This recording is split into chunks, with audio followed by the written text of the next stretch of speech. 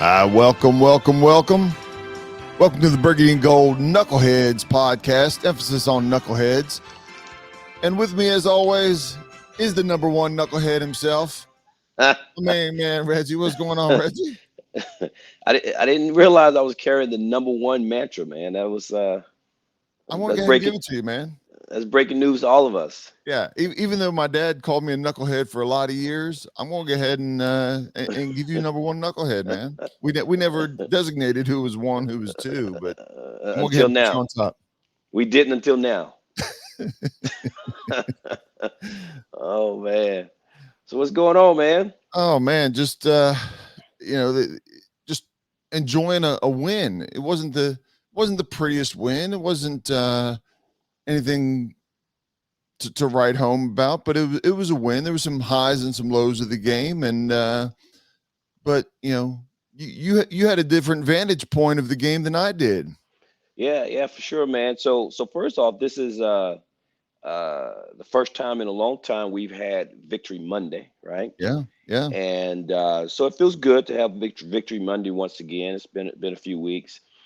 But as you can see, I'm clearly not in my normal location as we do our podcast because I'm actually in Atlanta. I had the pleasure, if you will, of being at Mercedes-Benz Stadium here in Atlanta. Let me first say, man, that is a nice stadium, man. It was my first time. I had been to the Georgia Dome, their old stadium, several hmm times, but this was the first trip to the new stadium, okay, and very, very nice. Of course, I didn't realize until later that the ownership group, Magic and I think Rails and Josh Harris and some of those guys were there. Apparently, they toured the stadium and things, trying to get some ideas and things. And the one thing I hope they took notice of, and I knew this already going into the game, but the Atlanta Falcons is the only team that has these newer stadiums,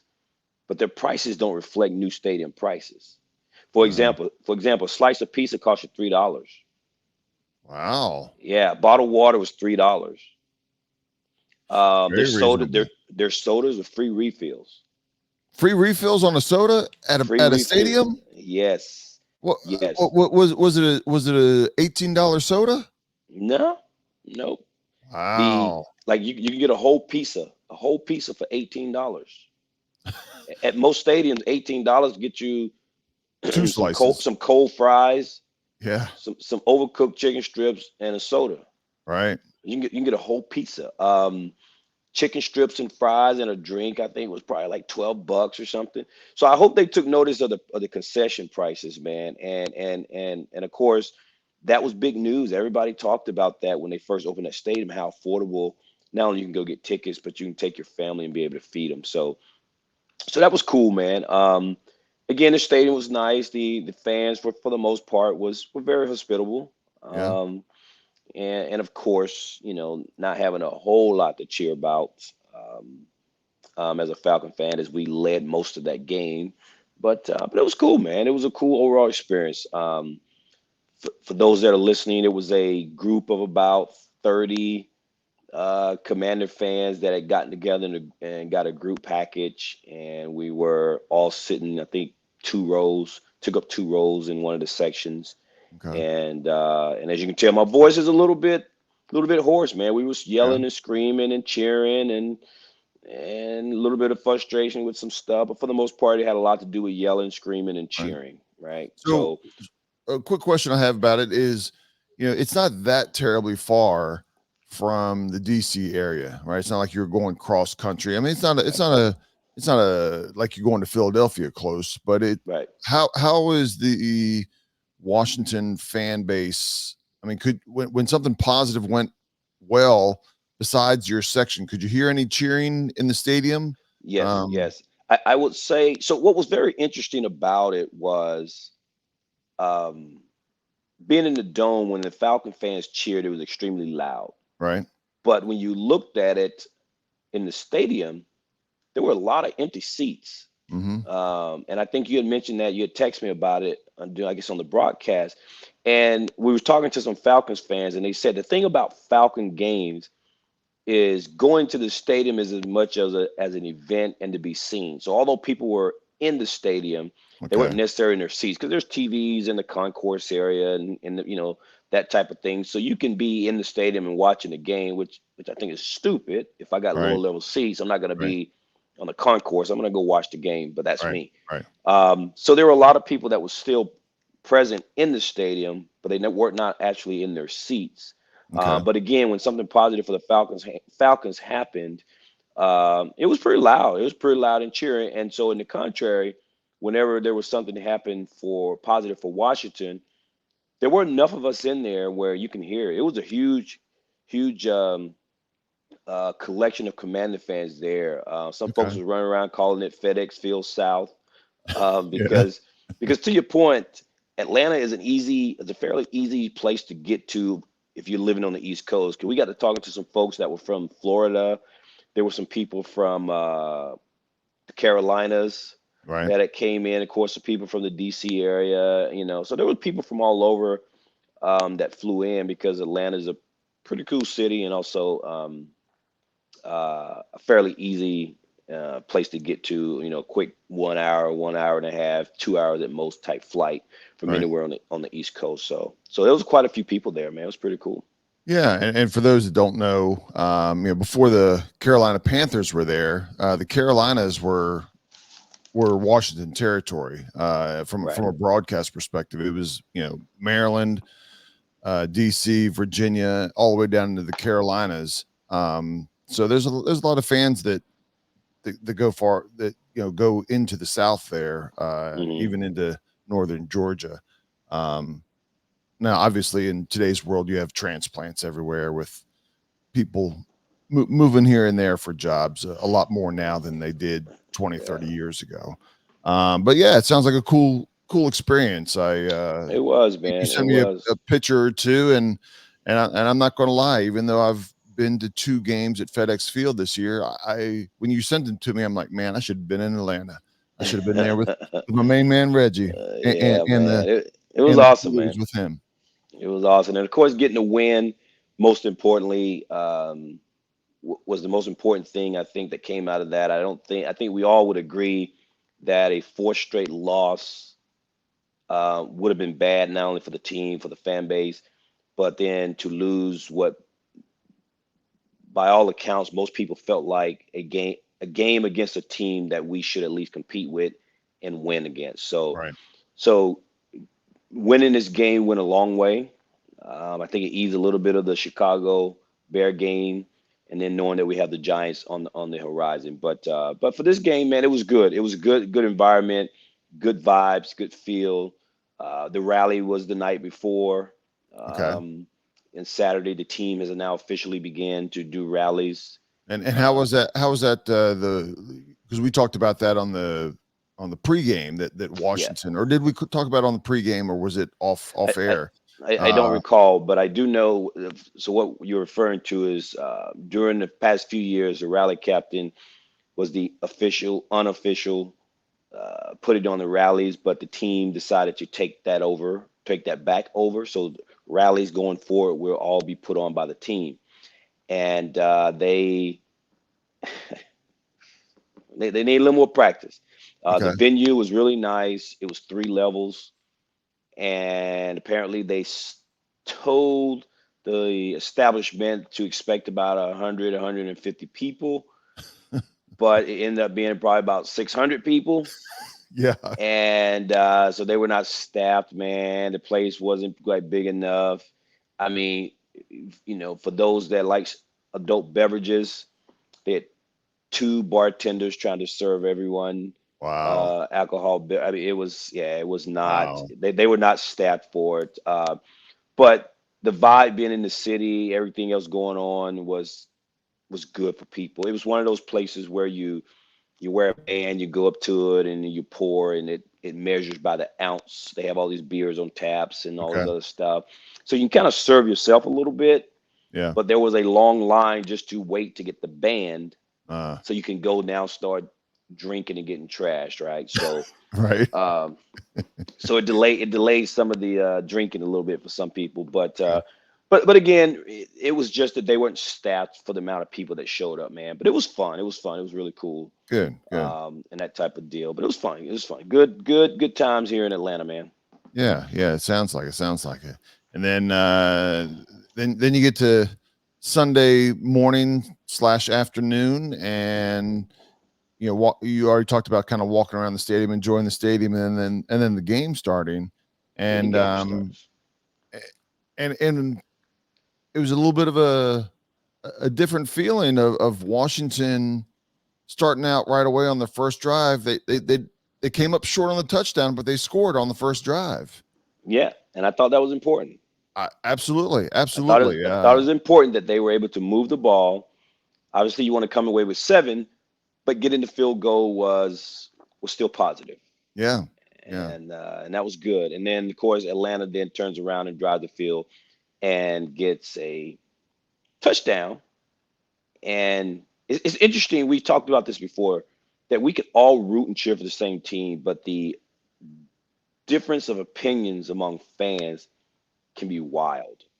And Right. so we were sitting, again, we was in a group of people, and a defense goes down and scores 7 on the opening. I mean, allows a touchdown on the opening drive, Right. and immediately they're ready to fire Jack right there, put him on the Right. plane, get him out of there. And I'm like, Right. and I'm like, hold on, wait a minute. Is it great that the defense allowed them to score? No, I said, but we've never seen this team before. This is a new Atlanta team. They Right. scripted their play. So now what you want to see is, so now that they've gone down the field and you've seen their first 15 scripted plays and they scored. So what adjustment does Jack make now? If they Right. get their second possession and march down the field and get another touchdown, then you should be worried. But let's see what adjustment the defense makes before we just decide it's time to fire Jack Rio after the first Atlanta Falcon offensive drive. Right. I said, what if we score a touchdown now and then we stop them 3 and out? Right. Should we still put him on the plane? I'm like, just hold on. Right. And then sure enough, Atlanta comes out. I don't recall what they did on the second drive, but it wasn't a lot. Right. And then we score, and then all of a sudden, people are happy again. We're happy again. It's like, come on, man. Killing me. Yeah. It's we talked about it before the game. You definitely have people that are I think throughout the game from week to week are I'll just call them knee-jerk people, right? Yes. It's the extreme of one or the other. We might go to the Super Bowl. Oh man, we're going to get the first pick in the draft. From week to week, it goes back and forth, and the highs and lows, and I don't know why there's no evaluation filter that goes on in their heads between one comment or one play and another. But that's fans, right? That's fans on every team, and we all cheer together. Yeah. But it's a challenge, I know, for you and I sometimes as people don't evaluate it. Let me give you one more crazy thing, and the game had a few of them. Obviously, you spend 3 hours with people, you tend to get a little bit of everything. Yeah. But it was a little bit of I think Bijan Robinson was on either Cody Barton, or I think it was Cody Barton. Yeah. And it was, why they put Cody Barton on Jamie Davis? I mean, Cody Barton on Bijan Robinson. I'm like, right. Bijan Robinson against a lot of players is going to be a mismatch. Yes. But just like we scheme up Antonio Gibson on a linebacker, right, they scheme up their running back to get mismatches just as well. And guess what? When you're running back across the face of a linebacker in the zone, he is supposed to pick up whoever that is. right, Whether it's a wide receiver, tight end, or running back. They schemed it that way. Right. And guess what? 9 times out of 10, Cody Barton or any linebacker is going to lose trying to cover Bijan Robinson. That's just the way it goes. Even Cody Barton knew he couldn't hold Bijan Robinson. He was just hoping they'd throw it to him, probably. Right. But all of a sudden, we want to kick Cody Barton off the team again. Yeah. Fire Jack Del Rio again. Because why would you put Cody Barton on Bijan? Because they schemed it that way. Yeah. That's why you do it. Yeah. Cody wasn't part of the strategy wasn't for Cody Barton to mirror Bijan wherever he goes. Exactly. We're going to put our lockdown Cody Barton linebacker on Bijan. That's not happening. Right. And I'm like, listen, calm down. It's just they schemed it that way. You know, those guys get Yes, paid too, yes. right? I was like, oh my God, man. So Uh, anyway. did you want to call out any names of the people that said these types of things, Reggie? I'm just checking. No, No, okay, no, I'm just no, checking. no. I'm just checking. We'll just call them Commander fans. All right, all right. All our family, all our family. Yeah, yeah. And as we're going to continue to talk about a few different points throughout the game, I'll go over just a few stats here. One of the things that I saw that kind of, and actually I didn't even write the number down, but it didn't seem like Atlanta had over 400 yards of offense. Right. They had 400 yards to our 250-ish, 270-ish. It didn't seem like there was that big of a disparity as I'm watching it. But they had a drive that went all the way down to the end zone or down to the goal line basically, and threw a interception in the end zone. So you have a lot of yards there without ultimately any points out of it. But Ritter was 28 for 47, only had less than a 60% completion percentage, 307 yards, 2 TDs, and the important part was the 3 interceptions, and they were all in the second half. So that was really big. Their running backs had 27 attempts across the board for only 88 yards. So I think we've done a really, for the knock that we give our defensive line for not putting enough pressure at different points this year, they've done a really good job of defending the run up to this point of the season. That pretty much every game they've done well.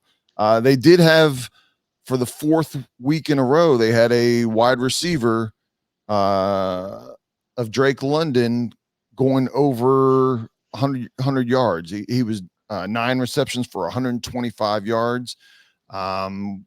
Again, that's 4 weeks in a row that one wide receiver is just dominating, producing. I mean, overproducing, I would say. And then on the other side of the ball, Washington, Howell, only 23 pass attempts, 14 for 23, 3 TDs. Our running backs had 18 rushes for 69 yards. So you would have liked more production with the 18 runs, but 18 rushes to 23 passes. Hal had a few runs that I didn't count in there, but the running back, 18 rushes to 23 passes, still a little bit more passes, but I'm 100% fine with that ratio. Yeah. Yeah, I would agree, as we, prep for the podcast here, looking at the numbers here, even I was at the game and again, looking at them like, I didn't quite see the numbers that Atlanta produced, even watching it. Like I knew Drake London has quite a few catches, but man, I didn't realize he had 9 for 125. I didn't realize that Ritter had 47 pass attempts for 307 yards. Yeah. But at the same token, I didn't realize that Sam only had 14 completions out of 23 passes. Yeah. So it was kind of weird to see the numbers, the final stats after watching the game. Clearly, what stood out the most for me is the turnovers by Atlanta. So the 3 interceptions that we were able to get on them. But the other part of that was how our special teams. So we finally saw a little bit with Jamison Crowder and the impact that can do. And of course, that led to a quick touchdown. So Sam had 3 touchdowns for the day, and one of them was the quick score, quick strike play. And I think that was to Robinson, B-Rob, after the 61-yard punt return by Jamison Crowder. No, that would have been that one was that was to Gibson. The little over in the flat where he rolled and yes. Gibson You're right. He rolled to his right. Gibson was wide open right Right. after that. You're right. You're right. Now, I got a quick question. You mentioned the Crowder punt return, and I know I saw your vantage point that you were down towards one of the end zones. Was that away? Was Toward that us. running away from you or towards you? It was toward us. Okay, so So we had a discussion as we were as that play ended. mhm. In your opinion, or was there any conversation in the crowd?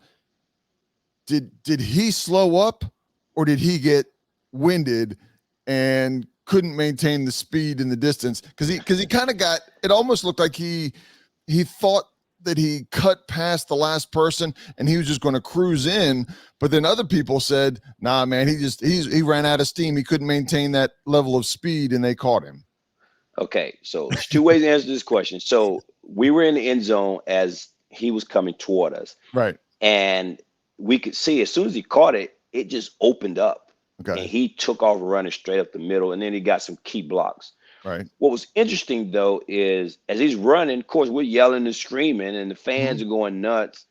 And of course, it's the proverbial. As soon as he gets tackled, everybody, oh man! So, Yeah. Yeah. but we immediately turn away from the field because everyone is high fiving and all this going nuts over what Right. just happened. Right. Right. But listening to, I think it was John Keim doing his post game, and of course, the press is there. They mentioned that Crowder seemed to have run out of gas. Okay. So I couldn't tell you if he slowed up thinking he had it versus run out of gas, but according to John Keim and the media and the press was there, they mentioned that it looked as if Crowder ran out of gas, and that's how he got caught by the All right. All right. by the guy Yeah, that saved the it was a touchdown. conversation we were having, and I mean we were cheering and happy because of a great It was a huge return. game. Yeah. But if I would have come up short for a field goal as an example, we'd have been like, oh man, what, just a little more steam, or that he thought he was going to coast in, or whichever it was. Woulda, coulda, shoulda at that point. Right, right. But But yeah, I couldn't tell you, Megan. We immediately just turned because it immediately put us in scoring position, and so right. we were just excited about what had just happened. So we didn't Yeah. care. We was like, we don't care. Um, Yeah. the other thing that jumped out was clearly the intent to get Terry into the game early. Yep. He finished the game 6 catches at 81 yards. Um, what I'd like to see though is, and we're nitpicking here, but you get Terry involved early and you get him in bunches, and then after that, it's like nothing happens, right? Why Right. can't Right. we be consistent, getting him a few catches throughout the game? Because it seems like whenever Terry gets involved in our offense, good things seem to happen. And so why not just consistently get the ball to Terry, not just we go through a moment, it's just Terry, Terry, Terry.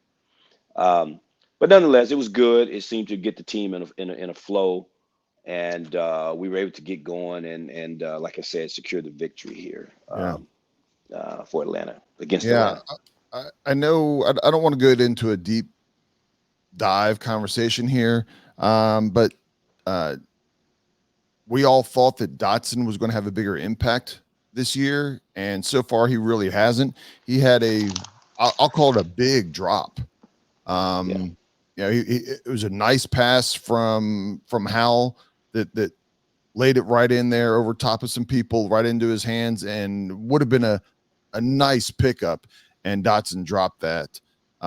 He did that again. He had a wide open one a couple weeks ago. I don't think it was against maybe it was against Philly, and not, I don't think it was against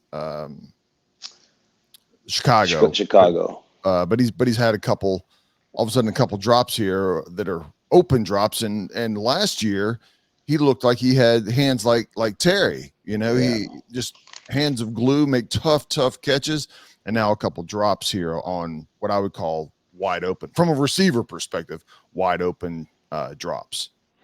Yeah, it's funny because he only had, I think, one target, and that was the one you're referring to during the Yeah. game.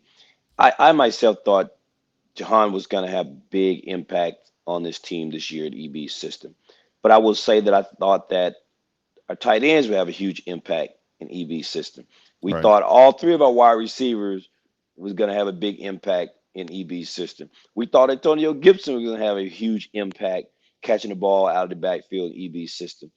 And seems to be a situation where either some of these guys aren't getting open like we thought they were, like we thought they would be, or is it a situation where there's just not enough balls to go around? Because for Jahan Dotson to get one target makes no sense to me.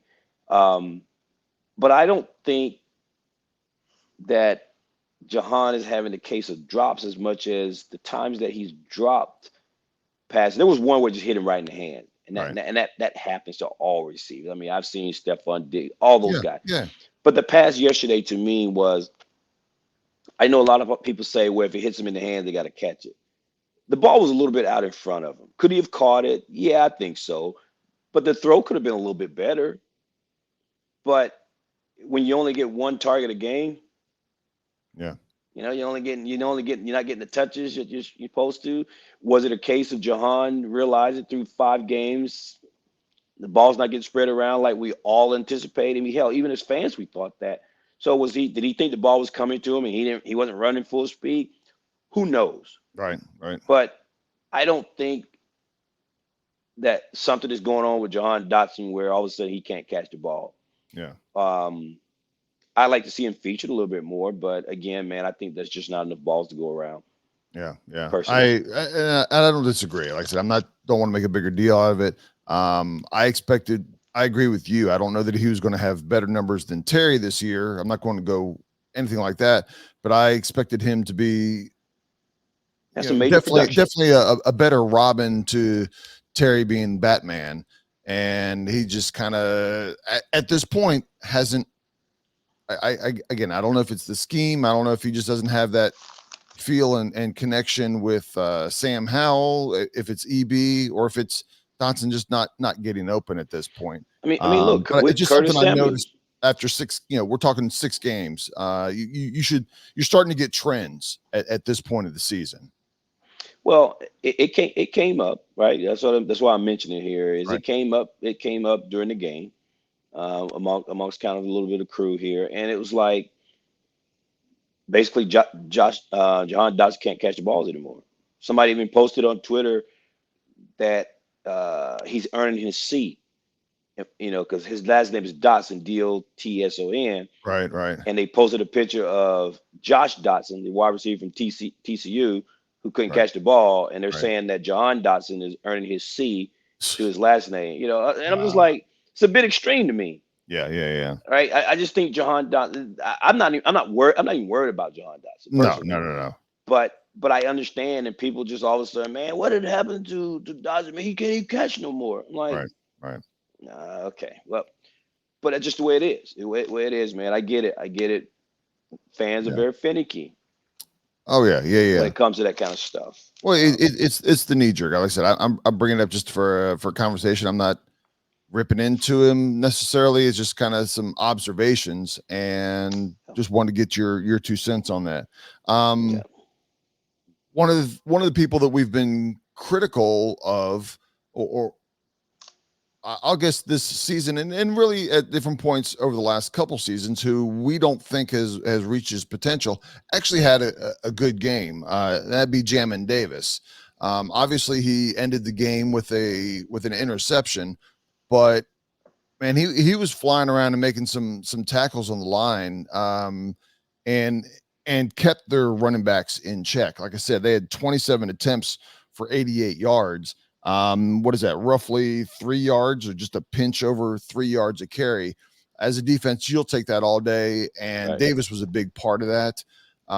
We talked about before the game that their tight ends, and running back both were very active in this offense. And while they did produce, they didn't out and out kill us. And again, that's up to the Cody Bartons and the Jamin Davises of the world to kind of keep them in check. And I noticed Davis numerous times making some plays, and actually, where you see his speed and his tackling ability. I think Davis gets out of position sometimes, but when he reads the play right, man, he flies after the ball. And like I said, I'll be interested to see what his the new stat these days is the PFF. Yeah. I'm looking to see what his number is because I'm expecting him to have a good week.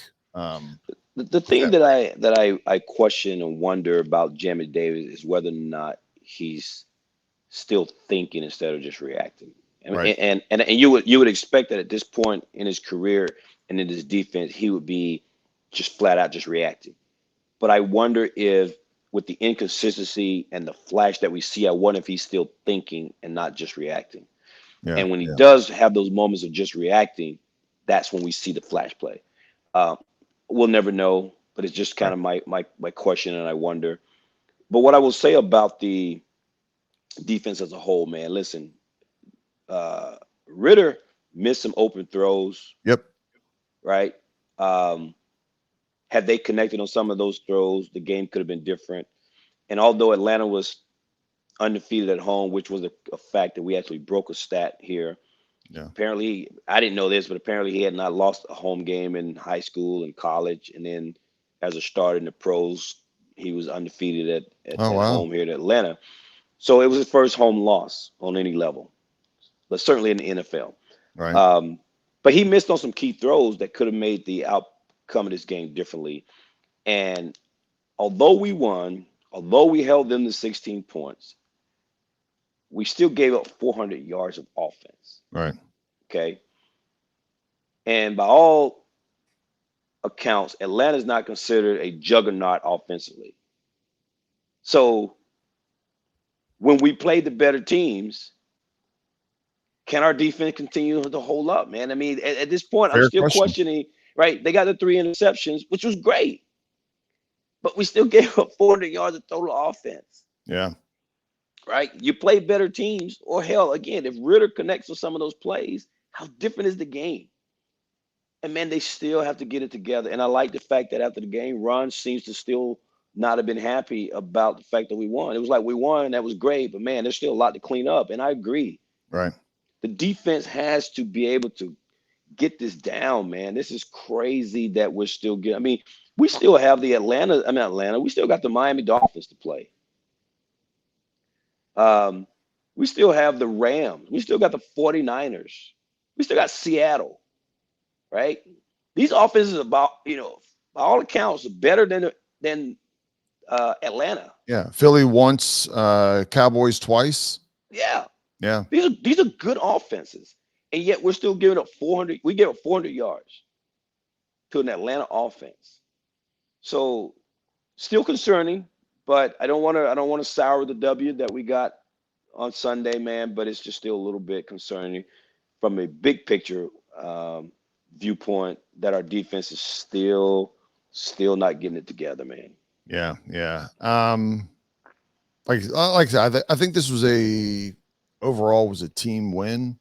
Kind of a balanced overall. Hal had an okay day. Running backs had an okay day. Defense had an okay day, and it was ultimately all of it pieced together to come away with a win. I said I don't think there was any great aspects. The defense carried the offense, or the offense carried the defense, or whatever. We already talked about it. It's nice when special teams can do something. I mean, it made for an easy score, and you're talking about a game that was basically by one touchdown difference. Correct. So we all know in the NFL, 2 or 3 plays out of an entire game truly make a difference in this league. So it was good to see. It was good to see. And this week coming up, we got the Giants. What Giants team are we gonna are we gonna face? Is it will be the one that just gives us fits every single time, or is it going to be the Giants team that's just struggling this year? We'll have that be talking about that on our next podcast. But We will. We'll see, man. But we'll discuss the old New York Football Giants here later this week. But yeah, yeah, but for now, we'll just savor Monday victory, man. Before we let out here, I'd be remiss to talk about. We don't personally know the Leno family on a personal level, but we've had Jen Leno on our podcast. In fact, she was probably she was our second guest, I think. Yeah, she was a guest on our podcast. Yeah. And of course they live locally in the Dallas area in the off season. And of course she interacts with us on social media. She's very interactive with fans on social media, man. And so I think if you hadn't heard, she had posted that they had lost, I think, their baby, which would have been their fourth, I think, their Correct. fourth little They've girl. been their fourth, yes. I don't know how far along she was in her pregnancy, but they had a miscarriage Saturday night, which is why Charles Leno did not suit up and play during Sunday's game. And man, I can't imagine what that's like. Not having any kids of my own, but having something like that. She was far enough along, but I don't know exactly how far. But Yeah. but nonetheless, man, thoughts are with them, man, and hopefully, that they can get through a difficult time and everything. We posted something on Twitter in response to her post about the miscarriage and things. She was very open about it. I a little surprised as to how open she was about Yeah. it. Yeah. As opposed to just saying a family matter, typical And that's thing. her But that's her style. yeah, That really is her style. She's very open about a lot of things and a lot of family and shares a lot. yeah, And that's why we felt like there was a connection to get her on the podcast. yeah, And however people communicate and feel comfortable, she's always respectable. Obviously, the offensive line takes a lot of heat, hmm, and she doesn't want people to attack her or her husband, obviously, but she right, understands the criticism and is open through everything with her right, life with her children, her pregnancies, and her husband as an NFL player. yeah, yeah. So we wishing them the best, man, Absolutely. to get past the tragedy here for them. And so I just wanted to kind of mention that as we go. That was the other big news leading into the game as well, about Charles not playing due to the incident with Jen. Sure. And with that, man, that is all I have. That's all I have. Let's see if we can get coming up next week against, like I said, the Giants. See if we can get a 2-game winning streak going. Let's get That it. would definitely be nice, and you get that win, and if you can start playing a little bit better, consistently better, I think things may turn around for Washington, and our approach to the season could quickly change. So, with that, I thank everybody. Hit us up on Twitter. And until next time, peace out, knuckleheads. Peace out, y'all.